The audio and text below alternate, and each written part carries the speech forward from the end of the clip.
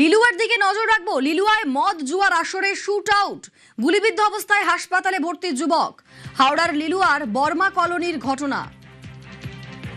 মদ জুয়ার আসরে শুট আউট। আমাদের সঙ্গে দেবাশিস রয়েছেন প্রতিনিধি। দেবাশিস, কি ঘটনা ঘটেছে?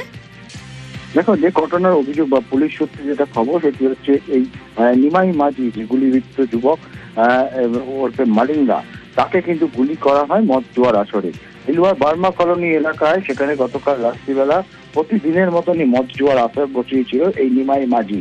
তার সাক্ষাতের মধ্যে থেকেই কেউ একজন তাকে বচসা হয় এই মদ জুয়ার আসরে, সেখানেই তাকে গুলি করা হয় এবং তার বাম কাঁধে সেখানে গুলিবিদ্ধ হয়, লুটিয়ে পড়ে। সেখান থেকে তাকে গুলির আওয়াজে স্থানীয় মানুষজন বেরিয়ে তাকে সেখান থেকে পুলিশকে খবর দিলে পুলিশ উদ্ধার করে হাওড়া হাসপাতালে নিয়ে এসেছে, তার চিকিৎসা চলছে।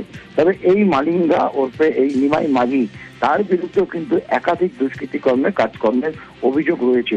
একেবারে একটি প্রাইমারি স্কুল, সেই ইংরেজি মাধ্যম প্রাইমারি স্কুলের সামনে বসে প্রত্যেকদিন রাত্রিবেলা মদ জুয়ার আসর বসাতো এবং কেউ কিছু বলতে এলে তাদের উপরেও কিন্তু হামলা চালাতো এই মালিঙ্গা ওরফে নিমাই। তার বিরুদ্ধে একাধিক অভিযোগ রয়েছে। তবে এই ঘটনায় একজনকে আটক করেছে লিলুয়া থানার পুলিশ।